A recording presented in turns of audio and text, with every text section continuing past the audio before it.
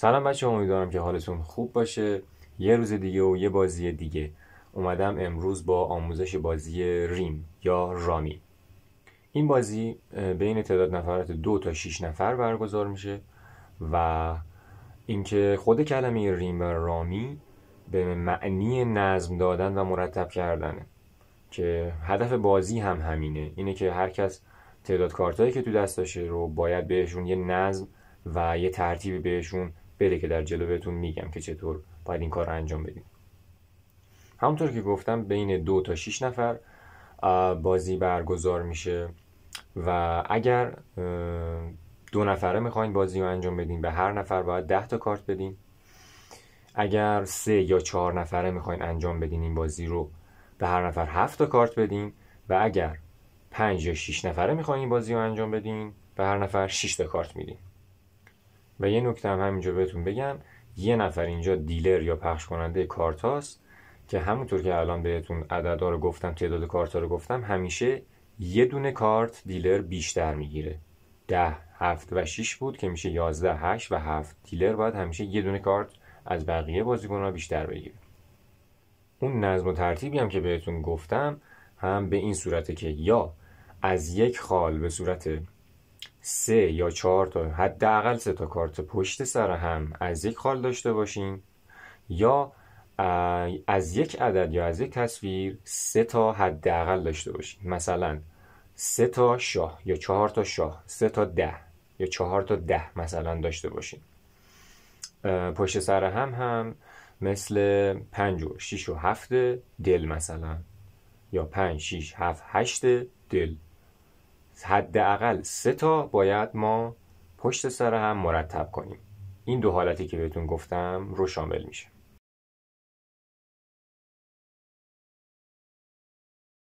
و هر کارت هم توی این بازی یک امتیاز به خصوصی رو داره.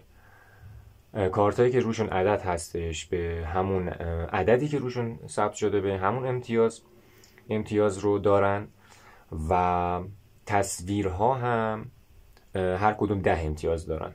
شاه، بیبی و سرباز 10 امتیاز دارن، تک 1 امتیاز داره. 2 تا 10 هم هر کدوم عدد خودشون امتیاز محسوب میشن. خب بریم یه مثال از این بازی رو براتون انجام بدم. یه بازی 2 نفره رو براتون مثال میزنم. حالا با تک انداختن یا هر چیزی مشخص میکنیم که یه نفر دیلر یا پخش کننده کارت باشه و فرض میگیریم مثلا من یا هر روش دیگه، حالا فرقی نمیکنه، مثلا من شدم دیلر و پخش کننده. گفتم که 2 نفر، وقتی بازی 2 نفره باشه به هر کس باید 10 تا کارت بدیم و دیلر هم همیشه یه کارت بیشتر میگیره، پس به طرف مقابلمون 10 تا کارت میدیم.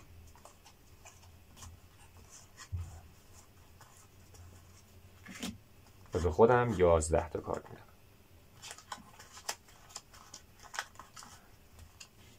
و باقی کارت ها رو وسط میذارم. خب توی این بازی که به عنوان مثال داریم براتون انجام میدیم، دست دیلر رو الان با هم داریم نگاه میکنیم. خب همطور که میبینیم توی این دستش 2 تا 9 داره، 4 و 5 خش رو داره پشت سر همه و میتونه اینطوری هم باشه که 5 و 5 رو میتونه با هم جفت کنه و یه 5 دیگه بهش اضافه کنه، میتونه ریم کنه. و همونطور که میبینیم بقیه کارتاش دیگه ترتیب خاصی ندارن. حالا بریم دست اون حریفش رو نگاه کنیم با هم.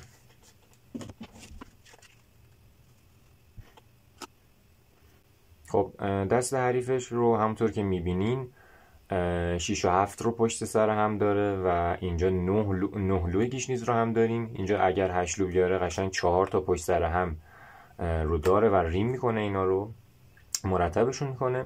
اینور هم همینطور سربازو داره و شاه رو اگر اینجا بیبی اضافه بشه میتونه مرتبشون بکنه. 6 و 7 رو هم داریم، ولی اینجا اصلا ترتیب خاصی هنوز وجود نداره و در خلاف اون دست بازیکن مقابل چند تا ترتیب داشت حداقل، ولی اینجا هم دست نسبتا بدی نیست. خب حالا بازی رو ادامه میدیم که یه مقدار بازی دستتون بیاد. اولین کاری که برای این بازی باید انجام بشه، همونطور که گفتم، اینه که دیلر باید یک کارت بیشتر داشته باشه. خب اولین کاری که باید بکنه اینه که دیلر یکی از کارتاشو بسوزونه. خب اینا شرایط خوبی دارن، میتونیم باش مرتب کنیم. 2 تا 9 به دردمون میخوره و 2 7 10 مثلا اینا اصلا هیچ ترتیبی ندارن، اینم به دردمون نمیخوره. این پنجم با این پنجه میتونه به دردمون بخوره. پس کارت هایی که به دردمون نمیخوره یکی این دوه و این کارت هم زیاد مرتب نیستن. البته این 2 تا 2 هم به دردمون میخورن. پس کارت هایی که میتونیم از بین ببریم و بسوزونیم اینا هستن. و یه نکته دیگه که در مورد امتیازدهی گفتم که هر کدوم از اینا امتیازشون چطوری هستش، ولی کسی که برنده بشه امتیازی که به دست میاره چجوریه؟ امتیازی که به دست میاره اینه که خودش که ریم شده، یعنی همه رو مرتب کرده، خب ولی امتیازی که به دست میاره امتیاز کارت هاییه که مرتب نشدن توی دستای حریفشون. الان که حریف فقط یه دونه داره، اگر به تعداد بیشتری بود هر کس کارت های مرتب نشده و ریم نشده داشته باشه امتیازش میاد برای برنده. مثلا ما ریم کردیم، همه رو جمع کردیم و این شخص مثلا چند تا دسته 3 تایی و 4 تایی رو ریم کرده و فقط این کارتاش مرتب نیست. مثلا فرض کنید اینا مرتبن و امتیاز این 3 تا رو این شخص برنده میبره. این 10 امتیاز، 9 و 7 همه رو با هم جمع میکنیم و امتیاز جمع شدهش میره برای کسی که برده.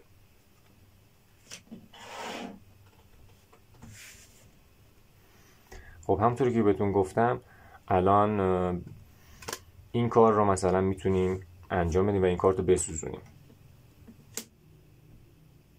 و از کارهایی که باید توی هر دست و توی هر نوبتتون باید انجام بدین اینی که یک کارت رو بسوزونیم و یک کارت رو ورداریم، یک کارت رو برداریم و یک کارت رو بسوزونیم. اوکی؟ پس ولی اولین قدم اینه که دیلر یک کارت رو بسوزونه، بعد نفر بعد باید کارش رو انجام بده. نفر بعد متناسب با دستی که داره نگاه میکنه و 2 تا کار رو باید حتما انجام بده. گفتم یکی این که یک کارت رو برداره و یک کارت رو بسوزونه. کارتی که میتونه برداره یا کارت روی اینجا هست یا یکی از این کارت ها. الان میبینی که اینجا بی بی هست، بی بی رو میتونه برداره و با این جفت بکنه و یکی از کارت های خودش رو باید بسوزونه که به دردش نمیخوره. الان بی بی و بی بی مثلا به دردش میخورن و یک کارتی که به دردش نمیخوره رو بسوزونه. میتونه کارت 5 پیک باشه مثلا.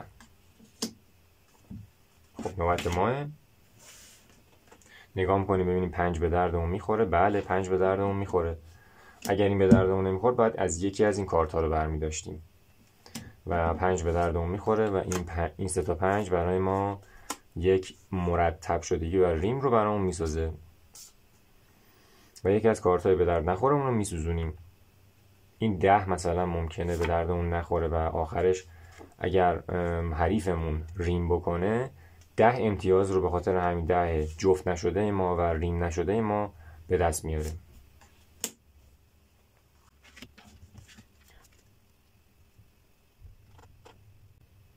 خب نگاه میکنیم این شخص 10 پیک به دردش نمیخوره و یک کارت از اینجا برمیداره و میبینیم که شانسش زد و یه بی بی دیگه اومد و 3 تا بی بی رو الان داره و یه کارت به درد نخورش رو باید بسوزونه. مثلا یکی از این کارت هایی که پشت سر هم نیست رو میسوزونه، مثلا کارت 3 رو میسوزونه. 3 گیش نیست.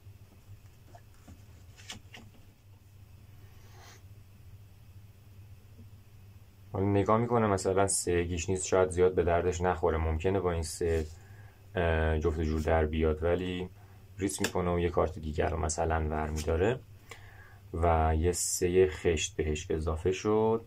الان اینجا دستمون 3 4 5 خشت رو داریم.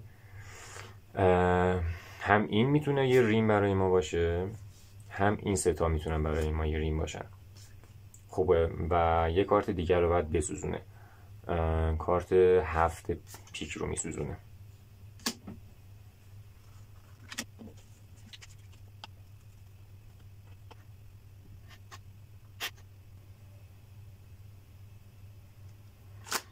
خب همونطور که میبینیم اینجا 7 به درد این شخص میخوره، برش میداره. 3 تا 7 اینجا داریم.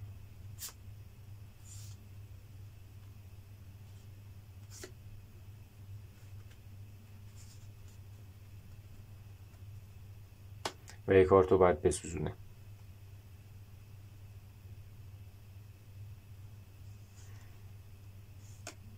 الان ریم شده هاش رو میذاریم کنار که مشخص باشه.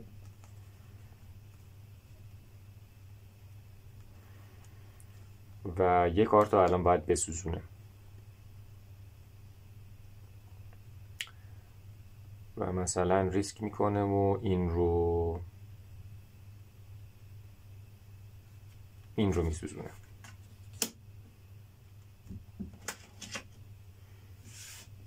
این شخص هم ریم هاشو بذاریم کنار.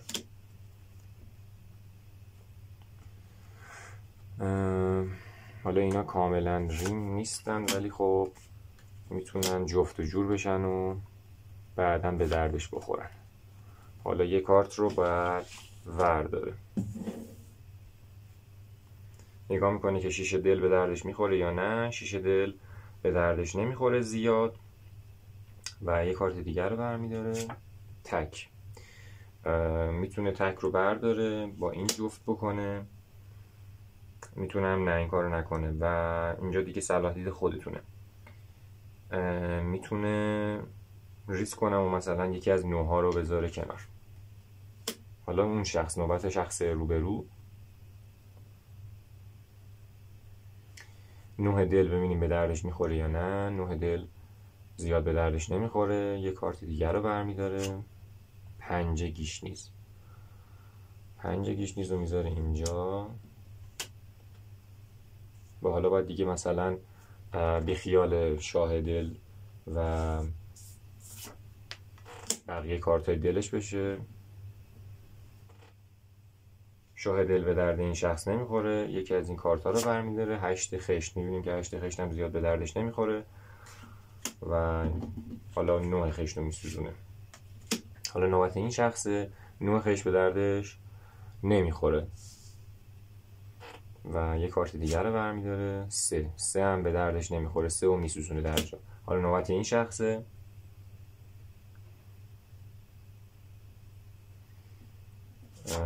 10 گیشنیز به دردش نمیخوره، میسوزونش. این شخص 10 گیشنیز به دردش میخوره یا نه، میتونه برداره با این بسازه ولی به دردش نمیخوره زیاد. یه تک هم به دردش نمیخوره، تک هم میندازه دور. خب حالا نوبت دیلره، میبینیم که تک به دردش میخوره و اینجا یه ریم ساخت و یکی از این کارت ها رو باید بسوزونه، مثلا این رو میسوزونه. نوبت حریف،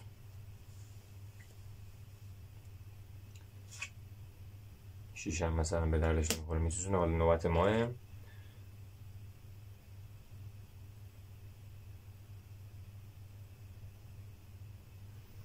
میتونه این رو برداره و یه ریم 4 تایی الان اینجوری داشته باشه برای خودش.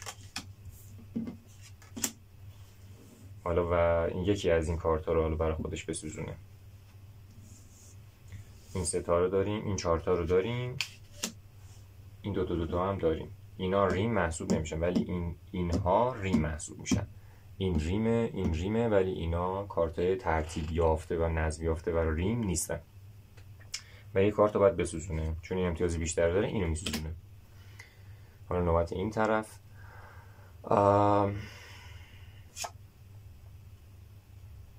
میسوزونش. نوبت ما،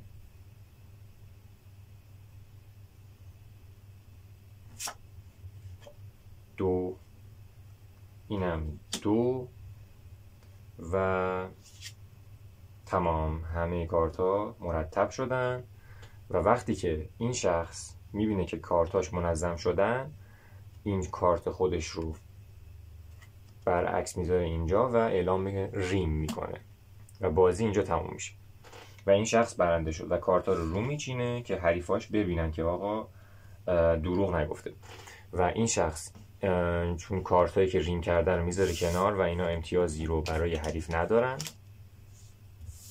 و این کارتایی که باقی مونده چون هیچ ترتیبی ندارن امتیازش میاد برای شخص برنده. خب با هم حساب کنیم که چند امتیاز داره. تصویر 10 امتیاز، با 5 15، با 6 21 و با 9 30 امتیاز این شخص 30 امتیاز گرفت و کسی برنده نهایی بازی میشه که از 165 امتیاز بیشتر امتیاز به دست بیاره. میتونین البته خودتون این امتیاز رو کم و بیشتر هم بکنین. و ممنون از توجهتون. امیدوارم که به دردتون خورده باشه و دور هم بازی کنین و عشق کنین و لایک و کامنت و سابسکرایب هم یادتون نره. دمتون گرم.